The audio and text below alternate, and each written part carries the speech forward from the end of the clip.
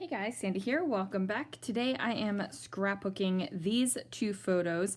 Now these are photos when the fires started happening. I was driving home and you could see the smoke kind of taking over in the sky. I am going to be using this rain-based kit, and basically I think I'm going to go in a please send rain kind of theme for this. So let's see what I can do. Alright, you guys, I am starting out with this yellow textured cardstock that came in the scrapbooking box, and I'm just going to tear it down. Now, I kind of eyeballed it. I really didn't measure or anything like that. If my photos and my photo mat covers up some of it, I'm totally okay with it. I am not stressing out about it whatsoever. Now, I decided to keep the photos exactly as they were. Now, I was thinking about trimming them down to 4x4 and getting some of the dash of my car out of the video, but it does have the temperature and the time on there, so I decided to leave that in because I didn't want that detail out. Really doesn't matter that I was listening to Classic Rewind on the XM radio, but you know, that detail's on there too. But I was more concerned with having the temperature, which was 99 degrees, and the time, which was 6:44 p.m. Now, on the stamp set, I will say that this cloud is probably my favorite stamp on the stamp set. So I'm just going to go ahead and use some of my detail ink, and that's going to be in Raven. I'm just inking it up and randomly stamping on some clouds. Now I am turning the cloud over so that the little swirly bits go in different directions. That way it doesn't look like it is all the same exact cloud. I am going to glue my photo mat down on my torn paper first, and that's just going to give me where I want the photos to sit, and then I'm going to go ahead and apply my torn paper as well. Now, I'm thinking, like, what the heck am I going to put on here? Now, I was thinking about doing this, where I took the stencil of the month from September and used this gray cloud glaze and kind of had little swirly bits coming off of the cloud. I'm glad that I decided to try it out first before I went with it. I think, you know, when I did the sample, I wasn't crazy about it, but now that it's dried and I've done this little sample piece over here, I actually kind of like it, so I think in the end I would have liked that as well. What I decided to do was to take the tiny little stencil right here and go ahead and put the cloud glaze through the cloud stencil and just have some clouds up here at the top. I do like to have a mixture of clouds, and that might seem a little bit weird, but you know what? Clouds aren't all the same. There are many types of clouds, and fun fact, I still quiz my family about what the clouds are when we drive out on the road sometimes. Way back in the second grade, I wanted to be a meteorologist, and I learned some basic cloud names, and that has stuck with me, and I'm subject my family to it as well. So that happens. Now, so anyway, I'm losing track of what I was saying. So there are different clouds in the sky at different times. So I wanted to have different clouds on my paper as well. Now I went ahead and pulled up the yellow cardstock, and I'm just going to go ahead and use my spatula and put some more cloud glaze on here. Now, cloud glaze is a textured glaze. It almost feels like super, super fine sand on the page when it's dry, and I love the texture of it. It's great to touch, and it looks fun. Like, you can definitely look at that and be like, yes, that is textured and fun. Now I decided to pop another little bit over here, and that's just because I wanted more of this texture on my layout. Now, it felt a little naked after I had finished putting the little bit of cloud glaze over here on the corner. So I went ahead and used the entire stencil and kind of placed it here in the middle where there was this blank space from around where I stamped. Now, this cloud does overlap the stamped clouds a little bit, and I'm okay with that. And I deal with that later because none of the other clouds overlapped, but I'll show you later what I do to solve that issue, because you might be thinking, that's not an issue, Sandy. But you know what? In my mind, while I was making the layout, it became an issue. So I had to do something to fix it. Now, I am using metal spatulas for this, and that's just because that is what I grabbed. I had originally grabbed the spatula that I like to use for my Nouveau embellishment mousse, but I didn't think that that would be the right spatula. I needed something with a little bit more control. So I am just wiping it off with a paper towel. It is not completely clean by any means. We'll do that later, but I just wanted to get the bulk of the cloud glaze off of my spatula before I forgot about it. It got buried under some papers and it dried all on there. Didn't want to do that. Now I do pull off these raindrops, and I just rub the stamp on my arm just for a moment, because these are the first time that I am using these stamps. And when you rub the stamp on your skin, it kind of preps them. It's taking the oil from your skin and basically just prepping the stamp pad. You can also use a white eraser and erase gently over your stamp pad, or you can grab some embossing ink and ink up your stamp and then stamp it off as well to give it a good prep. But the lazy way is to rub it on your arm, and that's what I do. So I have these raindrops down on the paper, and I do have them going in a diagonal. So I have some on the upper left and some on the lower right. And I thought that was going to be because I was going to go ahead and create this line of embellishment down the diagonal of the page. And I knew that I had a little bit more to say. So my journaling was going to go over here on that yellow bit.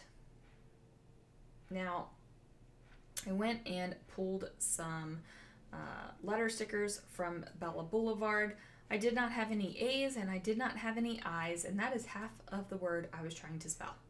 So I took one of the letters and trimmed off, I think I took an L, and I trimmed off the line of the L to make an I, and then I took a V and turned that upside down to make my A. Now I take the little bit off of the L and I trim that down so that my A can have a line across. Sometimes when I do this trick where I use an upside down V for an A, I don't even bother, but I thought that it was looking a little bit naked over here, so I wanted to make sure that that A really looks like an A. And then I trim it down with some tiny little scissors, and now it does not look like an upside down V, it truly does look like an A. I feel like these letters are a little bit too far over to the left, but I don't bother with that right now because I'm going to grab these little teeny tiny letter stickers from Jilly Bean Soup, and I am going to spell out "Please Send." Now I know that this is yellow on yellow, and it kind of blends in on camera, but in person, you can actually see a difference. And I was super pleased that I did not have to go onto my second sheet of letter stickers. Every letter that I wanted to use was on my first one, so that was exciting. Now, I do move over the word rain a little bit, and I will tell you guys those letters are not stuck down very well, I am going to grab my Nuvo Deluxe adhesive later on off of camera and glue that down.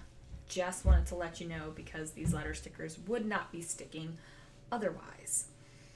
Now I am going to go ahead and stamp out these cute little rain boots. Now I was thinking about stamping them on white cardstock and coloring them, but you know what? I'm doing the lazy thing today.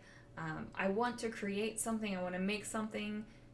I don't want to spend a whole heck of a lot of time on it, and I've already done some mixed media with the cloud glaze, so we're going quick and easy with this. So how I do that is stamp on some gray cardstock, and I'm just going to fussy cut around the boots. Then I'm going to grab these little foam rectangles, and I am going to just pop that up. And that's just to give the boots a little bit of extra oomph and a little bit of extra pizzazz. So I pull out my florals, not for any other reason other than I like flowers on scrapbook layouts, guys. It's one of my go-to embellishments and I like it. So I found this one, could not tell you which collection it came from. If you are a floral aficionado and you know which collection that came from, I would love to know. So pop it in the comments down below if you know, because honestly, no clue.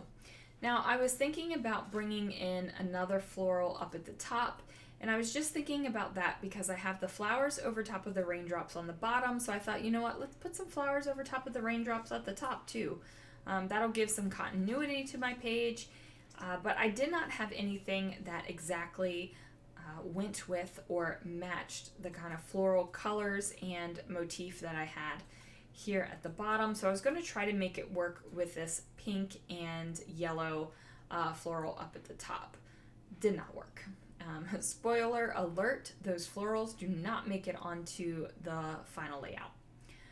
Now I have gone and got another stamp block. I needed something that was a little bit bigger because I was kind of using my long, skinny, narrow stamp block. So I went ahead and grabbed my Brutus Monroe stamp block. It is pretty cool because it has some grids on it, which would have come in handy if I was worried about the positioning of the stamp.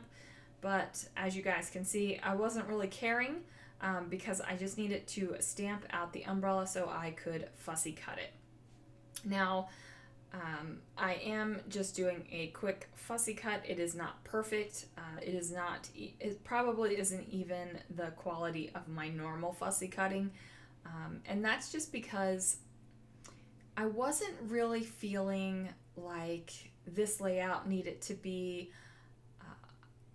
utterly gorgeous. And I know that that probably sounds a little messed up because everybody, you want your layout to look good. You want it to reflect your emotions and tell the story and evoke memories and all that kind of good stuff. But I mean, I'm scrapbooking the moment where we started to see the smoky, ashy clouds come over the mountain from the California lightning fires.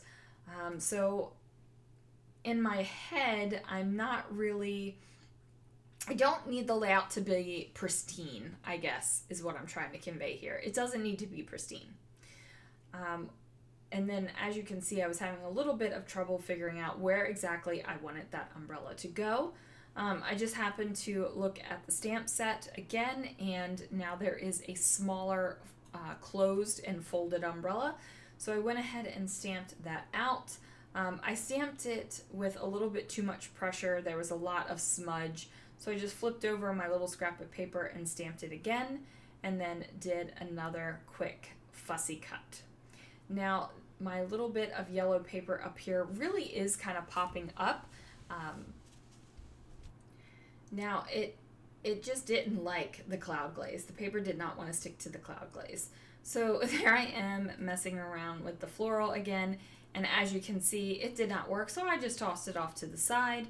I went and I have these little felt clouds in my stash, so I just decided to go with those and add yet another type of cloud to the layout. So this is how I am going to solve the issue of where I have the stamped cloud and the cloud glaze overlapping each other, I'm going to introduce yet another cloud and have some of those overlap as well. Now I am going to apply this with my Nouveau Deluxe adhesive. I find that it is super awesome to use to get felt to stick to your layouts. I was thinking about tucking this cloud underneath of the yellow cardstock. Ultimately, I decided not to do that. I decided to put it on top of the yellow cardstock instead. I do run a little line of glue there over top of the cloud glaze just to get my cardstock to stick down a little bit better. I was thinking about adding a cloud down at the bottom as well, but you know what? Clouds aren't on the ground. Well, that's a lie. Clouds can be on the ground. But you know what? In my layout, clouds are not on the ground. So I decided to put it up here at the top, and it is turned over so that the flat side is on my edge of the paper. Now I do decide to do some journaling here, and I actually look up on my phone. I went to the CAL FIRE website and got some stats. So the fire was active for 38 days and it burned 396,624 acres. That is a lot, you guys, a lot. So I just put those couple of facts in there, and that these were the photos that I first took when we saw it, and we just really prayed and hoped for rain, which is where the title comes in. I went ahead and added a doodly border down here just at the bottom of the page just to give it a little bit of a solid bottom. And then that is going to do it, guys. Thank you so much for watching. I will see you again real soon for another video.